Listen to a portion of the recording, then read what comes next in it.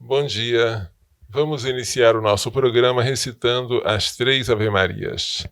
Em nome do Pai, do Filho e do Espírito Santo. Amém. Ó Maria, fazei o meu coração tão puro quanto o vosso, pelo poder que vos deu Deus Pai. Ave Maria, cheia de graça, o Senhor é convosco, bendita sois vós entre as mulheres, e bendito é o fruto do vosso ventre, Jesus. Santa Maria, Mãe de Deus, rogai por nós, pecadores, agora e na hora da nossa morte. Amém. Pela sabedoria que vos deu Deus Filho, Ave Maria, cheia de graça, o Senhor é convosco, bendita sois vós entre as mulheres, e bendito é o fruto do vosso ventre, Jesus. Santa Maria, Mãe de Deus, rogai por nós, pecadores, agora e na hora da nossa morte. Amém.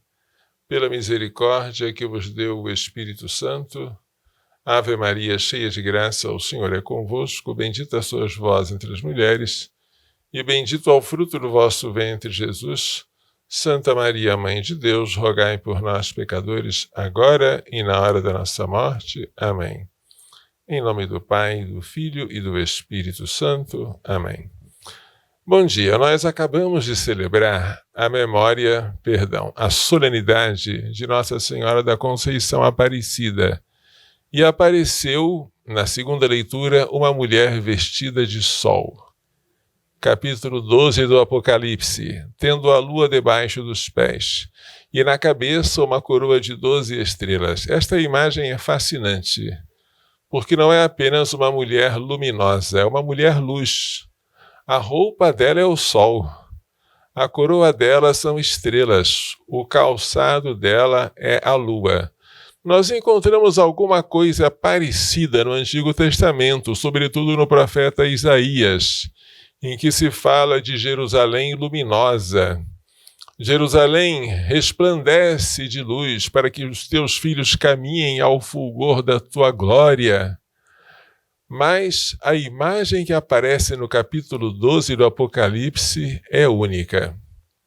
Esta mulher está grávida e dá à luz um menino que vai reger as nações com cetro de ferro. É óbvio quem é este menino. Quem lê o Salmo 2 já entende. Este menino é o Messias, que vai reger as nações com cetro de ferro. E a mãe deste menino é Maria. Alguns dizem que esta mulher do Apocalipse é a igreja. Mas a igreja nunca aparece no Novo Testamento como mãe de Cristo. A igreja aparece como esposa de Cristo na carta aos Efésios, capítulo 5. Cristo amou a sua igreja e se entregou por ela. Assim os maridos devem amar as suas mulheres. Aparece no Apocalipse como a esposa do Cordeiro, a Jerusalém Celeste. Esta é a igreja. Mas como mãe de Cristo, nunca aparece a igreja com este título. Maria, porém, é mãe de Jesus. Esta mulher que é mãe desta criança, que está gritando em dores de parto para dar à luz a esta criança, evidentemente é um sinal, porque Maria Santíssima não sentiu dores ao dar à luz. Ela foi virgem antes, durante e depois do parto. O parto dela foi milagroso. Ela conservou a sua virgindade. Se ela sentiu dores, não foi pelo nascimento de Jesus, mas por acompanhar a paixão de Jesus, por sofrer a perseguição de Herodes, o exílio para o Egito, depois a crucifixão do seu filho. Tudo isso são dores, dores, dores. Mas essa mulher está no céu e ela está revestida de luz. E quem é luz? A luz é Deus. Primeira carta de São João, capítulo 1, versículo 5. Deus é luz e nele não há treva alguma. Esta mulher cheia de luz, cheia de Deus, é aquela que um dia o anjo Gabriel chamou de cheia de graça. ela está de tal forma repleta da graça divina que nela não há lugar para o pecado, nem para o pecado original, que nós recebemos de Adão, nem para o pecado atual, que nós contraímos após o pecado original ter sido recebido em nós. O pecado original e o pecado atual estão ausentes em Maria. E ela foi concebida sem a mancha do pecado original. Como assim? Ela foi preservada do pecado que ela deveria ter recebido por geração de sua mãe Ana e de seu pai Joaquim. Foi preservada do pecado original em previsão dos méritos de seu filho. Seu filho Jesus ainda não havia se feito homem. Seu filho Jesus não tinha ainda nascido, nem se sacrificado por nós no Calvário. Mas, em previsão dos méritos dele, Maria Santíssima recebeu a graça. E esta graça ela recebeu desde o primeiro instante da sua conceição, que por isso é chamada Imaculada Conceição. Ela não recebeu o pecado original e nunca cometeu o menor pecado venial. Cheia de graça é o nome mais bonito ainda do que Imaculada Conceição. Porque Imaculada quer dizer sem mácula. Mas é algo negativo, é uma privação, sem alguma coisa. Cheia de graça é algo positivo, você está com a graça em plenitude. Você pode dizer, sem errar, que um cachorro é concebido sem pecado original, evidente. Mas o cachorro não tem graça. Muito menos ele é cheio de graça. Porque esta terra, os astros e o sertão em paz, esta flor e o pássaro feliz que vês, não sentirão, não poderão jamais viver esta vida singular que Deus nos dá. Um cachorro, um animal, um pássaro, uma flor, os astros, embora sejam criaturas de Deus, nunca serão filhos, nunca poderão chamar a Deus de Pai, nunca poderão dizer, eu vivo, mas já não sou eu, é Cristo que vive em mim. Não têm e nunca terão a graça, mas nós temos, nós pelo batismo. Fomos concebidos em pecado e fomos lavados no batismo e recebemos a graça. Maria Santíssima, porém, não precisou ser lavada no momento posterior à sua concepção. Ela não foi concebida em pecado, nasceu em pecado e depois foi purificada. Não. Ela já foi concebida sem a mancha do pecado original. Há duas maneiras de salvar uma pessoa. Uma delas é tirando do buraco depois que ela caiu. Uma outra, mais excelente, é impedir que ela caia no buraco. Nós fomos salvos da segunda maneira. Caímos no buraco do pecado original e fomos salvos pelo batismo. Maria foi salva da primeira maneira. Ela nem sequer chegou a cair no buraco. Nem sequer chegou a contrair o pecado original. Ela foi salva, mas só foi salva porque alguém mereceu a salvação para ela, e não foi ela. Foi o seu filho Jesus. Foi salva em previsão dos méritos de seu filho. Assim, ela pode chamar a Deus de Salvador, o meu espírito exulta em Deus, meu Salvador, sem nunca ter sido pecadora. Que coisa maravilhosa! Vocês não acham maravilhoso olhar para Maria? Uma vez perguntaram a Santa Bernadette, Nossa Senhora é bonita? E ela respondeu, se Nossa Senhora é bonita, se você visse Nossa Senhora, o seu desejo seria morrer para vê-la eternamente. Porque ela, sem pecado, é cheia de graça, e a graça resplandece e encanta. Uma alma em estado de graça é algo que nos deveria deixar pasmados, porque a graça, ela torna a alma semelhante a Deus. Em estado de graça, você não se torna Deus, mas você se torna puro como Deus, santo como Deus, brilhante como Deus.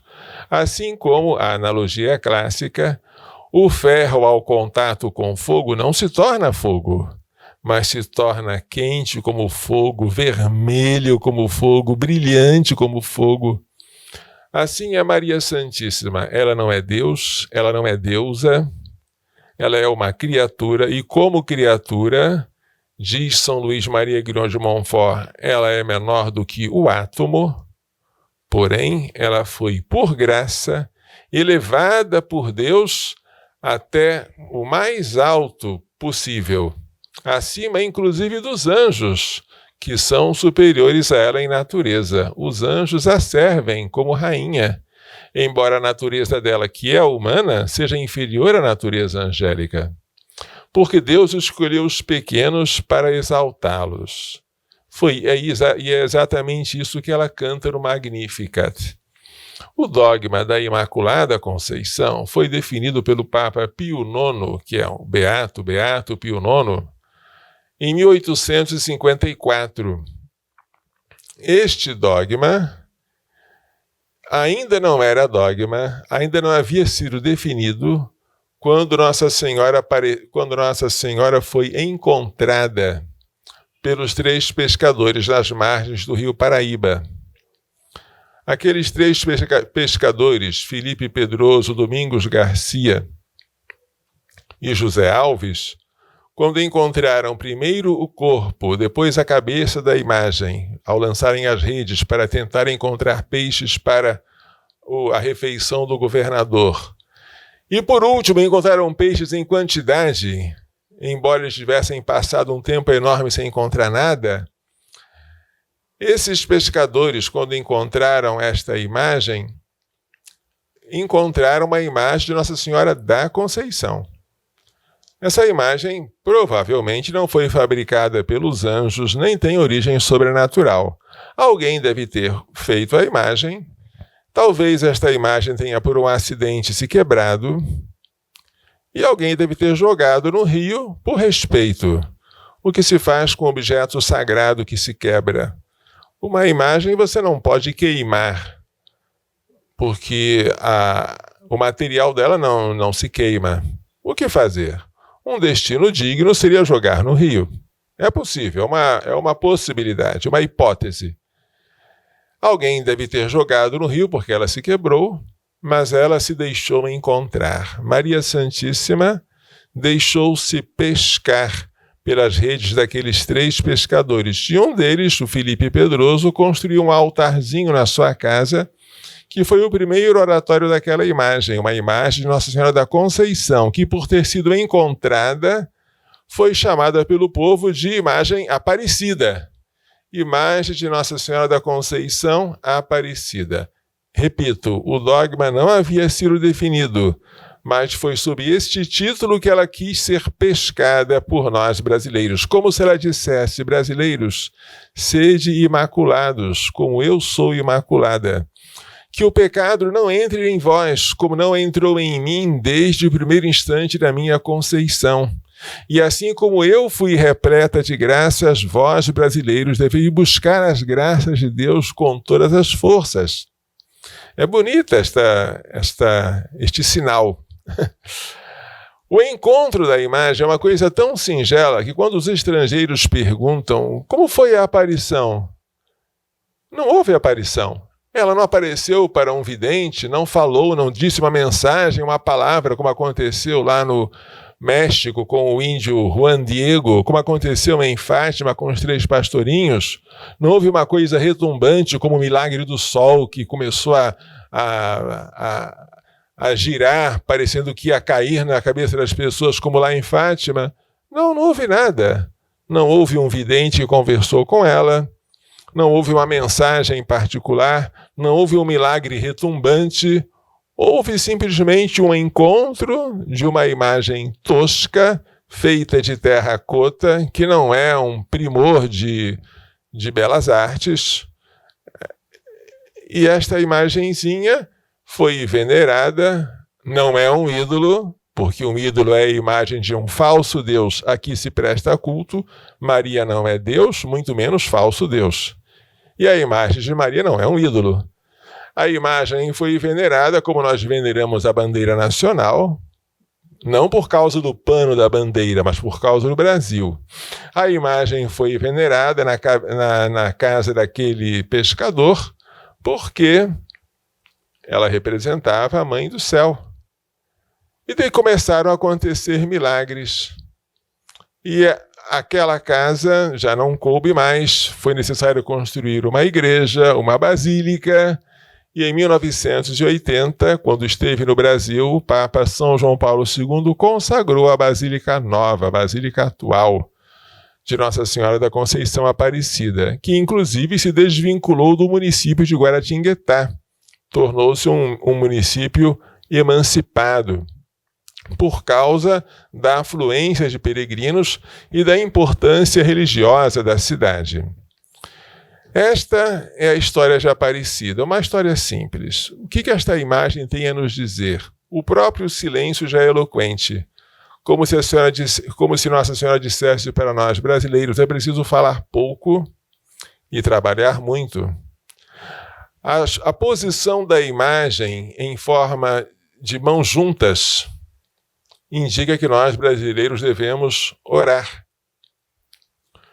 E o fato de ela ter sido deixada capturar pelas redes significa que ela se torna prisioneira dos nossos amores, se nós quisermos recebê-la em nossa casa. E o fato de que depois que a imagem foi pescada, os pescadores conseguiram peixe em abundância, lembra o caráter providente de Maria. Quando ela se preocupou com a falta de vinho em Caná, preocupou-se também com a falta de peixe, a falta de alimento para aquela refeição tão importante em que um governador iria passar por Guaratinguetá para fazer refeição. Tudo isso é Maria para nós. Nós, brasileiros, temos Maria por mãe, rainha e padroeira. A princesa Isabel, grande devota de Nossa Senhora da Conceição, sob o apelido de Aparecida, resolveu cobrir aquela imagem com um manto que nós temos até hoje, um manto azul, não é? E colocar uma coroa sobre a sua cabeça. A mesma coroa que ela, Princesa Isabel, poderia usar um dia. Mas ela disse, ainda que eu nunca venha sentar-me num trono, eu quero que tu, ó Senhora Aparecida, reines sobre este país. Esta mensagem, estas palavras da Princesa Isabel deveriam ser nossas. Quem deve reinar aqui é Maria, para que Jesus reine mais perfeitamente, porque o reinado de Jesus vem quando Maria vem. Como Jesus veio ao mundo por ela, será por ela que ele virá uma segunda vez ao mundo. Portanto, que venha a nós o reino de Maria, para que venha a nós o reino de Jesus. Que seja feita em nós a vontade de Maria, para que mais perfeitamente seja feita a vontade de Jesus, seu filho, porque ela nunca quis, nem pôde querer, nada que fosse diferente daquilo que o seu filho quer. A submissão a Maria, e na forma mais radical, a consagração a ela na qualidade de escravo por amor, não por coação, é a maneira mais perfeita de nós nos entregarmos a Jesus e de adquirirmos a perfeição. Tudo isso está maravilhosamente explicado no Tratado da Verdadeira Devoção à Santíssima Virgem de São Luís Maria Guignon de Montfort, e quem quiser pode ler o livrinho que eu escrevi sobre isso, que é o Livro de Ouro ao Alcance de Todos, uma explicação popular do Tratado da Verdadeira Devoção à Santíssima Virgem. Lembremos que esta mulher vestida de sol tinha um adversário, era um dragão cor de fogo, com 7 cabeças, e este dragão queria devorar o menino tão logo ele nascesse.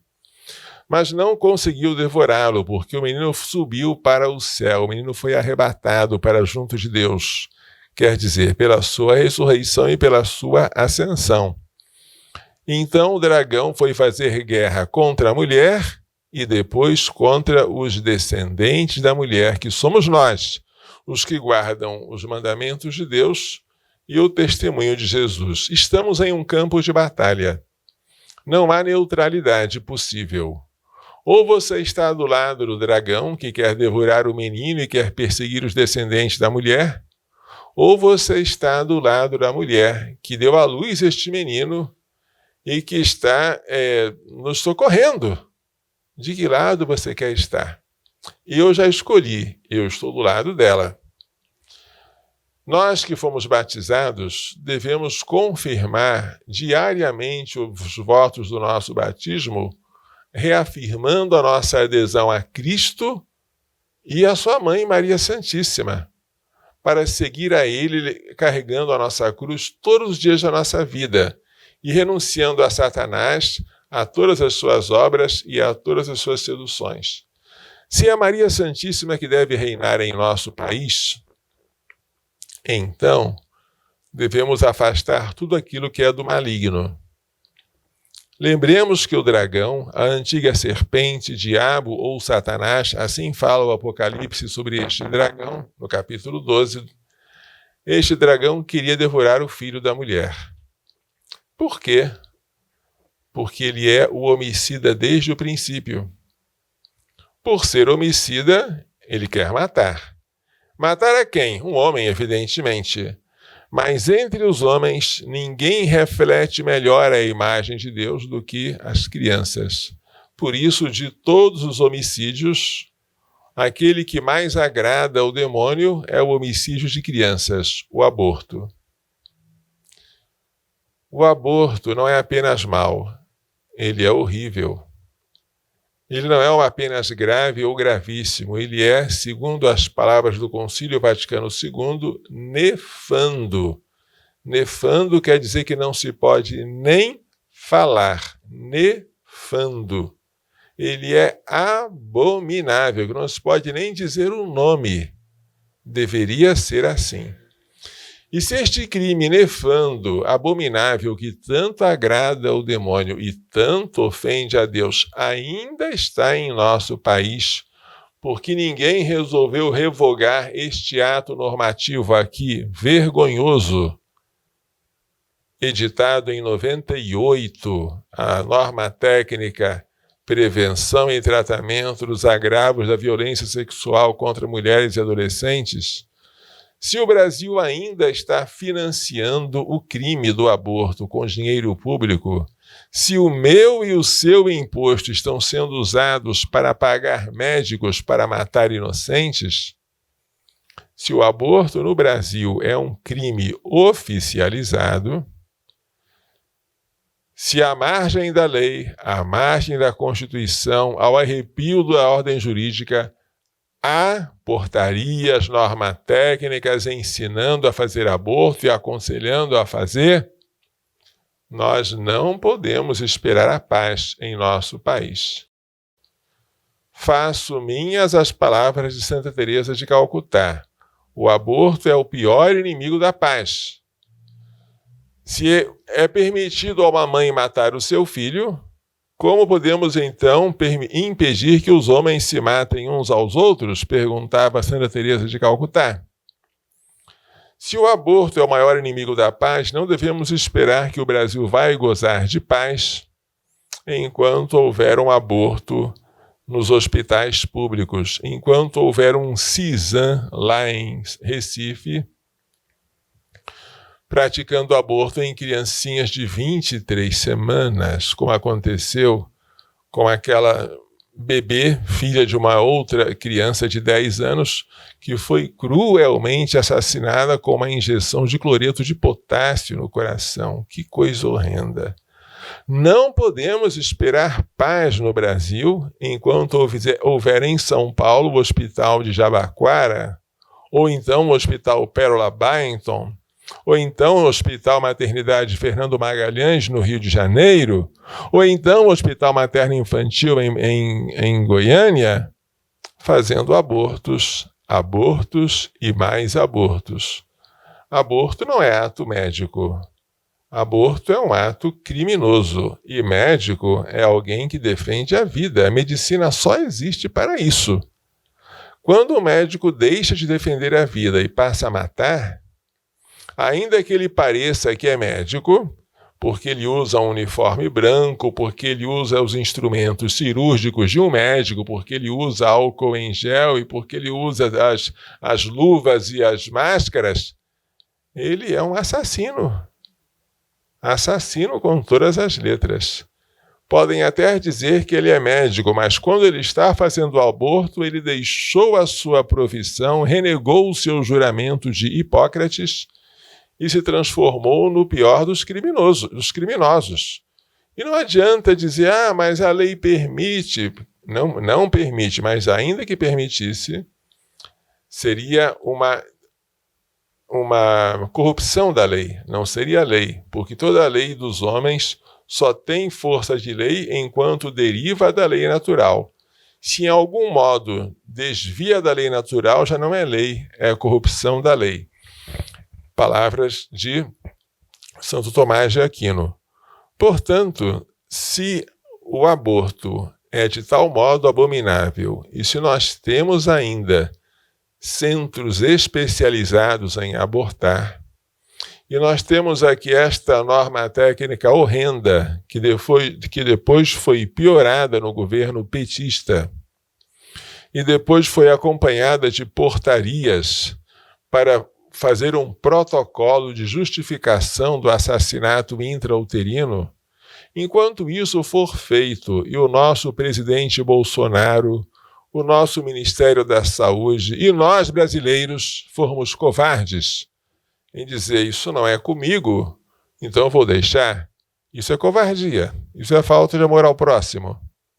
Não podemos esperar a paz para o Brasil. Devemos esperar castigo, porque sangue inocente derramado merece castigo. É um sangue que clama aos céus, como o sangue do justo Abel, assassinado por seu irmão Caim. É um sangue pedindo a Deus justiça, e a justiça aqui é um castigo para nós. Tomemos muito cuidado, portanto. Mais uma vez eu parabenizo a deputada Cristo Nieto, parabenizo o seu projeto 2893 de 2019, que pretende revogar totalmente o artigo 128 do Código Penal com seus 2 incisos, destruindo não só o aborto, mas qualquer tipo de não punição do aborto. E peço a Nossa Senhora Aparecida que não abdique do seu título de rainha em favor do seu inimigo. Que nós, brasileiros, nunca ousemos tentar expulsar Maria Santíssima de nossa pátria para dar lugar a Satanás. Que ela reine sobre as criancinhas por nascer, as nascidas, que ela reine sobre as crianças e os jovens, sobre as famílias, sobre os idosos, que ela seja nossa rainha universal, para que Cristo seja também o nosso Rei universal. É o que eu desejo e é o que eu peço para todos. Vamos então agora terminar fazendo a nossa bênção final. O Senhor esteja convosco. Pela imposição de minhas mãos sacerdotais e pela invocação da bem-aventurada sempre Virgem Maria, de São José, seu castíssimo esposo, de São Luís Gonzaga, de São Luís Maria Grião de Montfort, de Santa Genebreta Mola, Santa Teresa de Calcutá, São Miguel, São Gabriel, São Rafael, todos os anjos e santos, abençoe-vos, proteja-vos e guarde-vos com toda a bênção no céu e da terra, Deus Todo-Poderoso, Pai, Filho e Espírito Santo. Amém. Glorioso São José, rogai por nós. Coração Imaculado de Maria, livrai-nos da maldição do aborto.